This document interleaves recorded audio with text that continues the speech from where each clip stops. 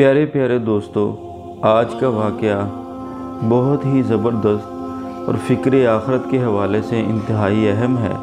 और ये वाक़या कोई आम वाक़या नहीं है। ये अल्लाह के बहुत प्यारे वली हज़रत सैयदना हातिम असम रहमतुल्लाहि ताला अलैह का वाक़या है। आप अगर चंद मिनट निकाल कर इस वाक़या को तवज्जो के साथ सुन लेंगे तो अल्लाह की रहमत से इस दुनिया में रहते हुए अपनी आखरत की तैयारी करने का बड़ा ज़बरदस्त ज़हन बनेगा।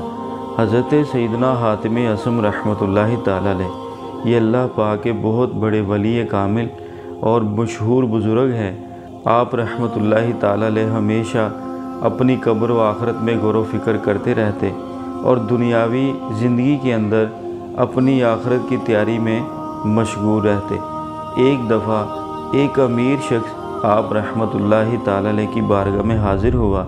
कहने लगा, हुज़ूर, मैंने अपने घर पर एक दावत का एहतमाम किया है। इस इलाके के जितने भी मशहूर और बड़े बड़े लोग हैं मैंने सबको दावत दी है।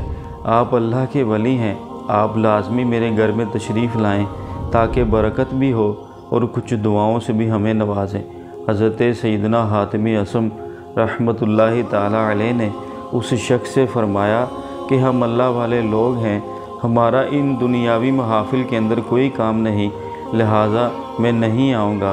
उस शख्स ने बड़ा ही इसरार किया और गुजारिश करने लगा, आलिजा, आपकी बड़ी मेहरबानी होगी, आप लाजमी मेरे घर पे तशरीफ़ लाइएगा। आप रहमतुल्लाहि ताला अलैह ने फिर इनकार फरमा दिया। उसने फिर इसरार किया। जब इसरार बहुत ज़्यादा बढ़ा तो हज़रत सैयदना हातिम असम रहमतुल्लाहि ताला अलैह ने उस शख्स से फ़रमाया, ठीक है, मैं आऊँगा, लेकिन मेरी 3 शर्तें होंगी।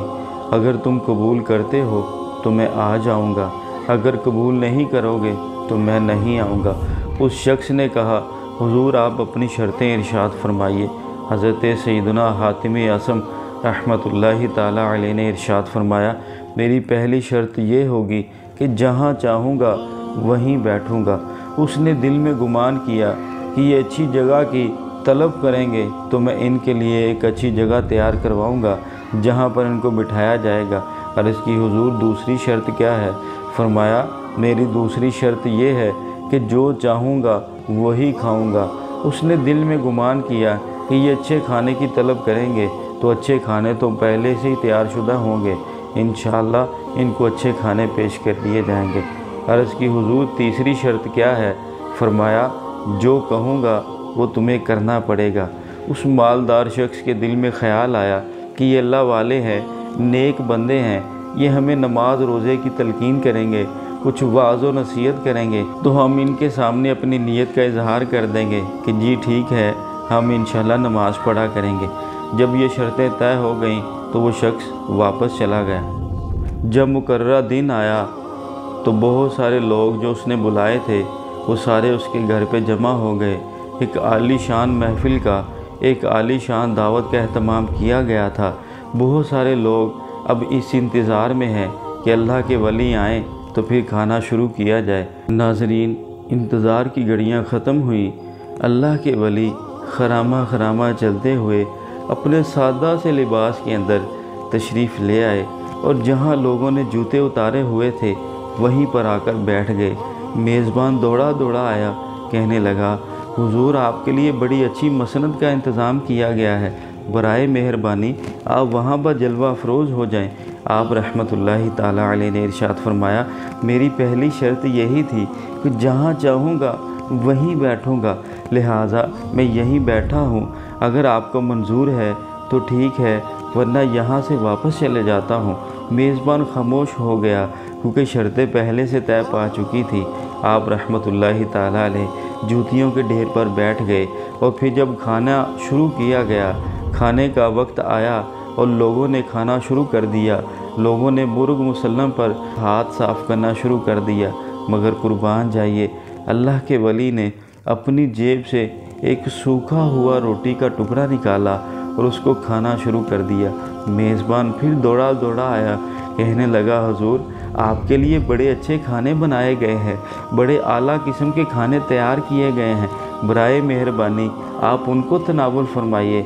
آپ رحمۃ اللہ تعالی علیہ نے ارشاد فرمایا، دیکھو ہمارا یہ طے تھا کہ جو میں چاہوں گا وہی کھاؤں گا، میرا دل سوکھا روٹی کا ٹکڑا کھانے کو کر رہا ہے، لہٰذا میں یہی کھاؤں گا، اگر تمہیں منظور ہے تو ٹھیک، ورنہ میں یہیں سے واپس چلے جاتا ہوں۔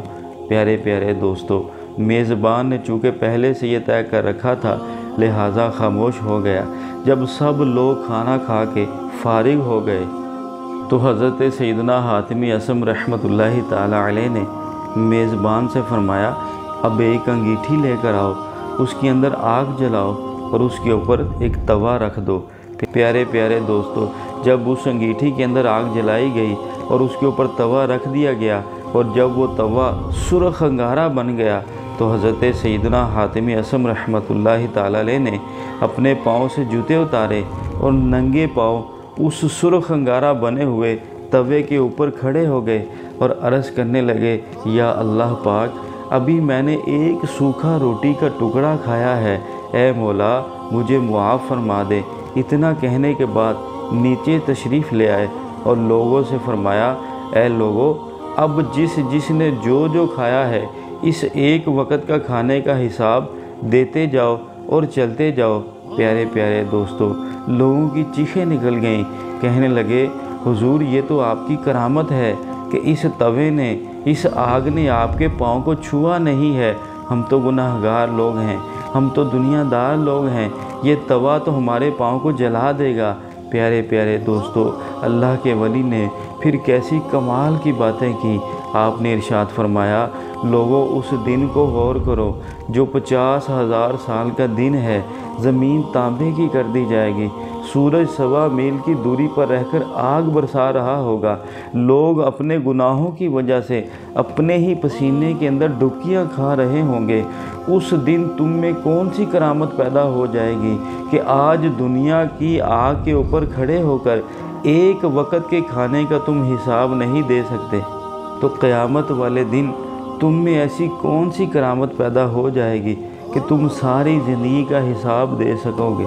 پیارے پیارے دوستو، اللہ کے ولی کی خوف خدا سے لبریز یہ باتیں سن کر لوگ داڑھیں مار مار کر رونے لگے۔ پیارے پیارے اسلامی بھائیوں، واقعہ آپ نے سن لیا، لیکن غور کریں آج ہمارا زندگی گزارنے کا انداز کیسا ہے کہ ایسا نہیں ہے کہ جیسے ہم نے مرنا ہی نہیں۔ پیارے پیارے دوستو، عنقریب ہمیں بھی موت آنے والی ہے، عنقریب ہمیں بھی قبر میں اتار دیا جائے گا، عنقریب ہمارے ساتھ بھی سوال و جواب کا سلسلہ شروع ہونے والا ہے۔ تو پیارے پیارے اسلامی بھائیوں، مرنے سے پہلے مرنے کی تیاری کرنا یہ بہت ضروری ہے۔ عقل مند وہی ہے جو مرنے سے پہلے مرنے کی تیاری کر لے، جو منزل پر نکلنے سے پہلے منزل کے سفر کی تیاری کر لے۔ عقل مند اور دانا وہی ہوتا ہے۔ اللہ پاک مجھے اور آپ کو اپنی قبر و آخرت کی تیاری کرنے کی توفیق عطا فرمائے، آمین، بجاہ النبی الامین صلی اللہ تعالی علیہ وآلہ وسلم۔